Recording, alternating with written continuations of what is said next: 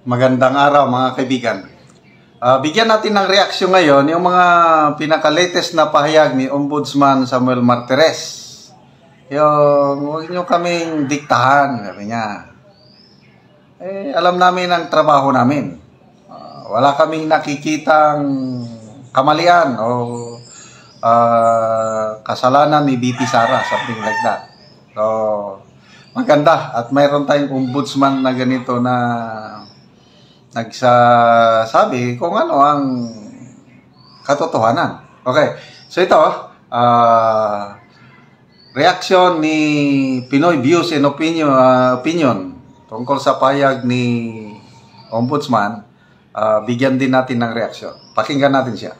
Tahan kahit presidente ka pa. Oh, yan talaga ang matapang na mensahe nito si Ombudsman Martires, mga kababayan. Lalong-lalo na dito sa DOJ na pinakialaman siya eh. Akala nila mga kababayan, mas alam pa nila ang trabaho ng ombudsman. Kaya naman nasabihang shut up nito si Martires, mga kababayan, etong mga tao ni Boying dahil inuudyogan siya eh na makialam na dito sa kaso ni Sara. Ang sabi nito si Martires, mga kababayan, wala akong nakikita nilabag ni Sara na kailangang imbestigahan ng ombudsman. Bakit niyo akong pagsasabihan na kahit presidente, hindi ako pwedeng utusan? Oh... Dahil ang insidente daw ito, mga kababayan, na may kinalaman kay Sara nung sinabi niyang ipapagurgur niya si Ngag-Ngag, si Lisa at si Tamba kapag mayroong mangyari sa kanya, ay hindi naman daw kaugnayan sa kanyang pagiging vice-presidente eh. It's personal. At sa tingin ni Martires, mga kababayan, hindi rin uusad yan. Dahil kung ang endpoint nila, mga kababayan, ay kakasuhan nila sa Sara para matanggal sa pwesto, ay hindi rin daw yan. Pwede dahil labag iyan sa saligang batas. Kaya hindi po nila magagamit iyan para sa impeachment ni Sara Duterte. Pwede nila itong kasuhan, pero hindi pwedeng mapatanggal bilang vice.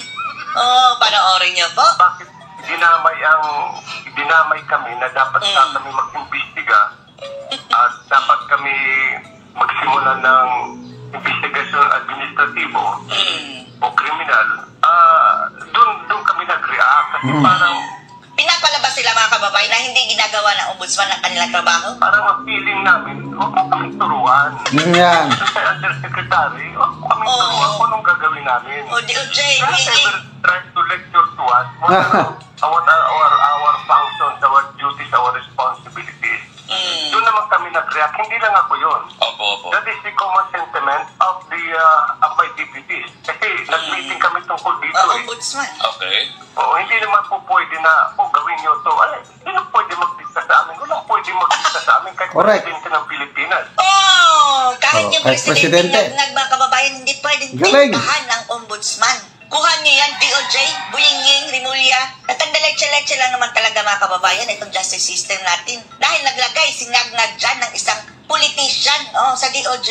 Ito si Boying focus ito sa pangangampanya, mga kababayan, sa pagiging politician. Although abogado siya, pero yung expertise niya sa politika.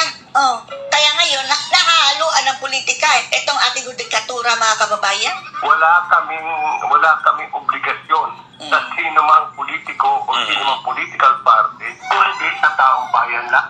Wow, galing. Wala kaming obligasyon sa kahit kaninong politiko or political party, ba sa taong bayan lang. Yan ang tama. Kaya saludo ako sa Office of the Ombudsman. Ginagawa nila talaga ang kanilang trabaho. The same manner doon sa Supreme Court. Mataas din ang tingin ko sa Supreme Court. So, maganda pa. Functioning ang ating justice system. So, salamat Ombudsman Martires sa pagtayo niyo sa what is right. Yan ang taong may prinsipyo. Hindi pwedeng diktahan kahit presidente. Correct. Pinagsiservisyon namin. So, kung anong tama, yun ang gagawin namin. Kung ano sa pananaw namin ay tama, yun ang gagawin namin. Katulad yung pagpapataw ng mga preventive suspension sa mga government officials na nagkakaroon ng kaso sa amin, we follow the rules. Sinusunod lang ang rules. Yun yung mga sa amin na nagre-react kami. Ano ba ito? Talaga bang sinusunod natin ang rule of law? Yung ganun. So dito sa usapin ngayon ni Vice President, hindi kami pwedeng maghimasok muna. Gusto kasi nila, mga kababayan, na talagang lahat ng ahensya ng gobyerno ay gigipitin na si Sara Duterte. Hindi nila mautusan ng ombudsman, namin, bawat hearing ay mayroon nakikinig sa amin kung ano itong nangyayari. Pinamomonitor mga kababayan na. Ng pulis eh.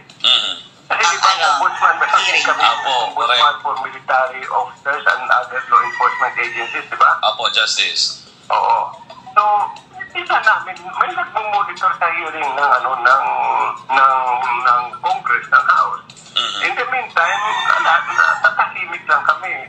Hindi man kayo mahilig mag-media eh. Alam mo yan. Hindi kagaya ni Boy Rimulya mga kababayan. Hindi kami mahilig mag-media. Yan ang dapat. Tingnan nyo si DP Sara nung hindi pa siya kumalas sa administrasyon, tahimik lang.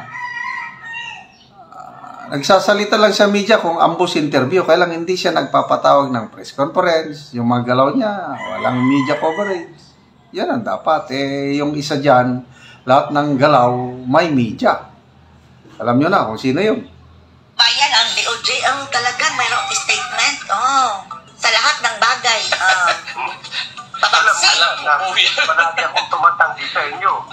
At lalong-lalo na itong mga buhayang mga kongresista. Nagkataon lamang itong mga pagkakataon na itong mga panahon na ito na kailangan magsalita kami. Kailangan magsalita ako. Dahil dinamay na sila mga kababayan, sinabihan ng bata ni Boying na, pumilos naman kayo. Bilang head of office, actually, sinasabi nga sa akin ng iba, ba't hindi ako kahit presidente ka pa, kahit nag ka pa, hindi mo kagayang utusan. person.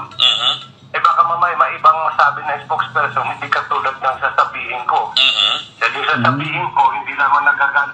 Yun, ang galing. Ayaw niya ng spokesperson. Baka magkamali yung spokesperson, kaya siya na ngayon ang nagsasalita sa harapan ng media. Talagang nakakabilib itong si Ombudsman Martires. Sa utak ko, nagagaling din sa damdamin ko. Tama. Justice, doon po sa issue na binabanggit ninyo kay DOJ Undersecretary Jesse Andres, ano yung sabi niya, bakit hindi pa kumikilos ang ombudsman? At di po matanda na siya mga kababayan, ilang taon na kaya ito? Sana nga hindi ka maunang magretiro. Patapusin mo muna si mamaya ka na magretiro pagkatapos si BBM dahil for sure mga kababayan kapag bababa na ito sa pwesto, ang mamimili ng kapalit ay sinagnag. Kung tama ako ay nagpaalala ka naman na may power ang ombudsman kahit na hindi kayo mag-initiate ng investigation, may power kayo na saluhin o ipagpatuloy yung ongoing investigation ng isang agency. Yes. Actually, bago ko nasabi yun, at tuwang-tuwa ang NBI mga kababayan na napalabas dila pa mga kababayan na sabi niya, di mas mabuti, nakaligtas na kami. Ganyan. Ang sabi ko, kung sa pananaw ni Undersecretary, kami ay dapat pumasok, kami ay dapat mag-imbestiga. I advise him to just, Shut up. Dahil we'll take over the investigation of the case. Pero minsan na hindi namin ginawa yun. Pag sinalalaman namin na nag-iimbestiga ng NBI, hihintay na lang namin yung complaint na gagawin ng NBI at doon namin hihimayin yung kanilang complaint. Na marunong naman kami rumispeto sa ginagawa sa trabaho ng ibang tao, ng ibang ahensya ng gobyerno. So parang pakiusap ko lang sana, nabitawan ko lang yung salitang shut up. We love it. Gusto namin yun. Di ba after nun mga kababayan, para silang napalo na tuta. Sabi agad nila, doon na lang kami mag-usap sa privado. Hindi na namin ipapadaan sa media. Well, na in the first place mga kababayan, sila yung unang nagpuputak doon sa media. The Undersecretary focus on his work. Kung siya kami tuturuan kung kailan kami mag-iimbestiga o kailan kami hindi mag-iimbestiga, alam namin ang aming ginagawa. Alam namin ang aming at binabanggit. Nakita mo naman nakita na nagsaharap na tayo, di ba? Opo. Sa mga ginagawa namin sa ombudsman, ayaw po Robert, doon lang kami nag-react. Yung sasabihan kami na may power to investigate. Pero we have that power to investigate. Totoo yan. Ang problema ngayon, nakatay up din kami doon sa decision ng Supreme Court sa Enrique Gonzalez. Okay. Doon sa Enrique Gonzalez, sinasabi doon na kung yung pag-iimbestiga mo sa criminal o administrativo would result in the dismissal on the impeachment of a impeachable officer katulad ni Vice President. Makinig kayo mga kababayan ha. Kung ang purpose nila ay para i-impeach si Sara, kinakasuhan nila ngayon, ay hindi yan maaari, sabi ni Ombudsman Martires. Bawal yun eh. Bawal.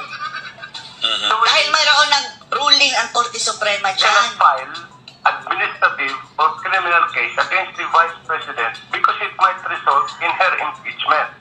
Yun ang pinagbabawal eh. Bawal pala yun. Sa Henry Gonzalez na kaso. Dahil bawal makasuhan kasi mga kababayan talaga. Dahil impeachable officer eh. I-impeach nyo muna. Ang gusto kasi nila...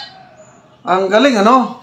May desisyon na pala ng Korte Suprema na bawal yung imbestigahan mo ang isang impeachable official na si, example, VP Sara, na yung resulta ng investigation mo, magre-result sa kanyang impeachment, bawal yun.